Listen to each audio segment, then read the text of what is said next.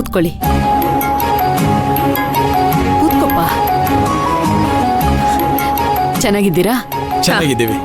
ಈ ಹುಡುಗಿ ಇಲ್ಲೇ ಇದ್ದಾಳ, ಇನ್ನು ಊರ್ಗೋಗಿಲ್ವಾ? ಊರ್ಗ್ ಹೋಗಿ ಏನ್ ಮಾಡ್ತಾಳೆ? ಅಲ್ಲೇನು ಕೆಲ್ಸ ಇಲ್ಲ. ಚೆನ್ನಾಗಿ ಓದ್ಕೊಂಡಿದ್ದಾಳೆ. ಇಲ್ಲೇ ಕೆಲ್ಸ ಹುಡುಕ್ತಾ ಇದ್ದಾಳೆ. ಕೆಲ್ಸ ಸಿಕ್ಕದ್ಮೇಲೆ ನಮ್ಮ ಮನೆಯಿಂದ ಹೊರಟೋಗ್ತಾಳೆ. ಅಂದ್ಹಾಗೆ ನಾವು ಬಂದು ಇಷ್ಟೊತ್ತಾಯ್ತಲ್ಲ, ಮೈನಾನೇ ಕಾಣಿಸ್ತಾ ಇಲ್ಲ. ಅದು ಮೈನಾ ಅವರು ರೂಮಲ್ಲಿದ್ದಾರೆ, ನಾನು ಹೋಗಿ ಕರ್ಕೊಂಡು ಬರ್ತೀನಿ. ಧ್ರುವ, ಮೈನಾ ನನ್ ಸೊಸೆ ಕಣೋ, ನಾನ್ ಹೋಗಿ ಕರ್ಕೊಂಡ್ ಬರ್ತೀನಿ.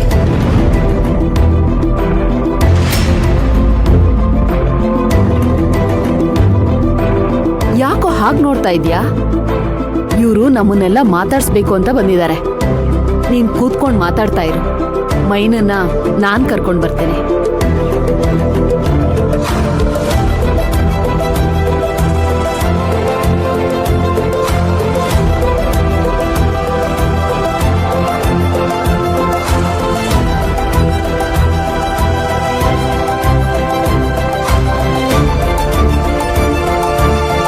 ಮೈನಾ, ಬಾ. ಪರವಾಗಿಲ್ವೇ ಧ್ರುವ? ಅತ್ತೆ ಸೊಸೈರಿಬ್ರು ಒಂದಾಗ್ಬಿಟ್ಟಿದ್ದಾರೆ.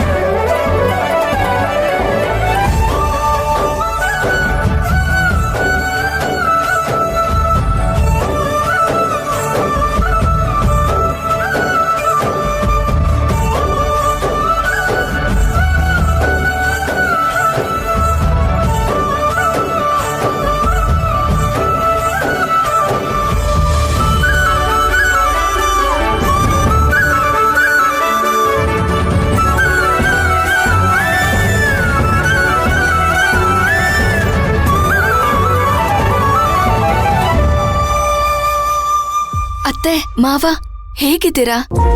ನಾವು ಚೆನ್ನಾಗಿದ್ದೀವಿ. ಏನಮ್ಮ ಕೈಯೆಲ್ಲ ತಗಲಿಸ್ಕೊಂಡ್ಬಿಟ್ಟಿದ್ಯಾ? ಏನಾಯ್ತು? ಕುಂಟ್ಕೊಂಡ್ ಬೇರೆ ಬರ್ತಿದ್ಯಲ್ಲಮ್ಮ.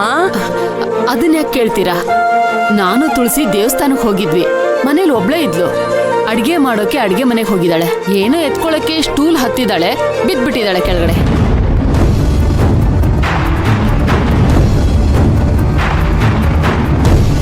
ಬಿದ್ದು ತುಂಬಾ ಏಟಾಗಿತ್ತು ಕಾಲು ಕೈಗೆಲ್ಲ. ತಕ್ಷಣ ಡಾಕ್ಟರ್ ಹತ್ರ ಕರ್ಕೊಂಡು ಹೋದ್ವಿ. ಡಾಕ್ಟರ್ ಎಲ್ಲ ನೋಡಿ ಟ್ರೀಟ್ಮೆಂಟ್ ಕೊಟ್ಟಿದ್ದಾರೆ. ಇನ್ನೊಂದ್ 2 ದಿನ ಸರಿ ಹೋಗ್ತಾಳೆ. ಮೈನಾ, ಇವಾಗ ಪರವಾಗಿಲ್ಲ ಅಲ್ವಾ? ಪರವಾಗಿಲ್ಲ ಅತ್ತೆ, ಆರಾಮಾಗಿದ್ದೀನಿ. ಏನ್ ಮಾಡೋದು ಹೇಳಿ? ಗಾರ್ಮೆಂಟ್ಸ್ ಅಲ್ಲೂ ಕೆಲಸ ಮಾಡ್ತಾಳೆ, ಮನೇಲೂ ಕೆಲಸ ಮಾಡ್ತಾಳೆ. ನಾವಿಬ್ರಿದೀವಿ, ಮಾಡ್ಕೋತೀವಿ ಅಂದ್ರೆ ಎಷ್ಟು ಹೇಳಿದ್ರು ಕೇಳಲ್ಲ. ಎಲ್ಲ ಒಬ್ಳೆ ಮಾಡ್ತಾಳೆ. ಅವಳು ಊರಲ್ಲೂ ಅಷ್ಟೇ ಸುಮ್ನೆ ಕೂತ್ಕೊಳ್ಳೋ ಹುಡ್ಗಿನೇ ಅಲ್ಲ. ಅವಳಿಗೇನಾದ್ರೂ ಒಂದ್ ಕೆಲ್ಸ ಮಾಡ್ತಾನೆ ಇರ್ಬೇಕು. ಹಳ್ಳಿ ಹುಡ್ಗಿ ಅಲ್ವಾ, ಅದಕ್ಕೆ ಅವಳಿಗೆ ಸುಮ್ನೆ ಕೂತೋ ಅಭ್ಯಾಸನೇ ಇಲ್ಲ. ಮೈನಾ, ಅತ್ತೆ ಮತ್ತೊಂದ್ ಸ್ವಲ್ಪ ಕೇಳಮ್ಮ. ಸರಿ ಅತ್ತೆ. ಇರಿ, ಈಗ ತಾನೇ ಬಂದಿದ್ದೀರಾ, ಅಡ್ಗೆ ಮಾಡ್ತೀನಿ, ಊಟ ಮಾಡ್ಕೊಂಡು ಹೋಗಿರಂತೆ. ಧ್ರುವ, ಮಾರ್ಕೆಟ್ಗೆ ಹೋಗಿ ಸ್ವಲ್ಪ ತರಕಾರಿ. ಸರಿ ಅಮ್ಮ. ಅಷ್ಟೆಲ್ಲ ಟೈಮ್ ಇಲ್ಲ ನಮ್ಗೆ. ತಿಂಡಿ ತಿನ್ಕೊಂಡು ನಾವು ಹೊರಡ್ಬೇಕು. ನೀವೆಲ್ಲ ಹೇಗಿದ್ದೀರಾ ಮಾತಾಡ್ಸ್ಕೊಂಡು ಹೋಗೋಣ ಅಂತ ಬಂದ್ವಿ. ಹಾಗೆ ಮೈನನ್ ನೋಡ್ಕೊಂಡು ಹೋಗೋಣ ಅಂತ ಬಂದ್ವಿ. ಮೈನಾ, ಹೇಗಿದ್ಯಮ್ಮ ಈಗ?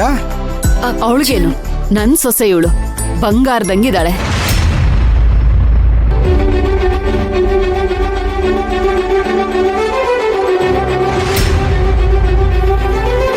ನಿಜ ಹೇಳ್ಬೇಕಂದ್ರೆ ಇಂಥ ಸೊಸೆ ಪಡೆಯೋಕೆ ನಾ ತುಂಬಾ ಪುಣ್ಯ ಮಾಡಿದ್ದೆ.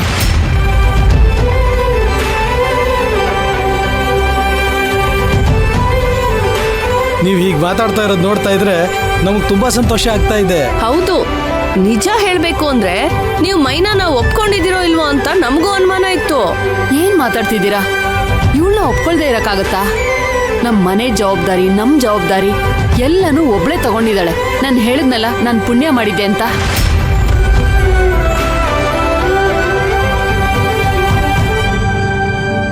ಅದಕ್ಕೇನಮ್ಮ ಎಲ್ರೂ ಒಗ್ಗಟ್ಟಾಗಿ ಕೂಡು ಕುಟುಂಬದಲ್ಲಿ ಇರಬೇಕು ಅಂತ. ನೋಡಿ, ನಿಮ್ ಸೊಸೆ ಬಂದ್ಮೇಲೆ ನೀವು ಎಷ್ಟೊಂದು ನೆಮ್ಮದಿಯಾಗಿದ್ದೀರಾ.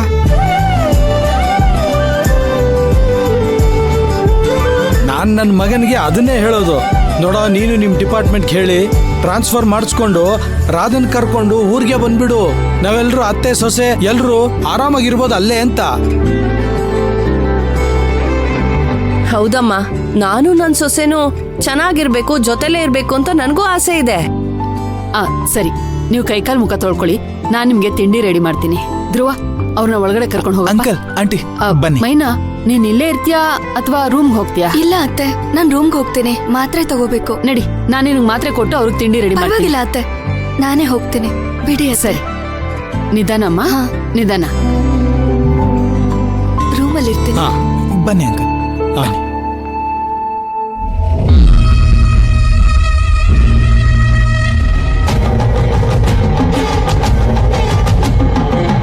ಅತ್ತೆ, ನಾನು ನಿಮ್ಮ ಹತ್ರ ಸ್ವಲ್ಪ ಮಾತಾಡ್ಬೇಕು.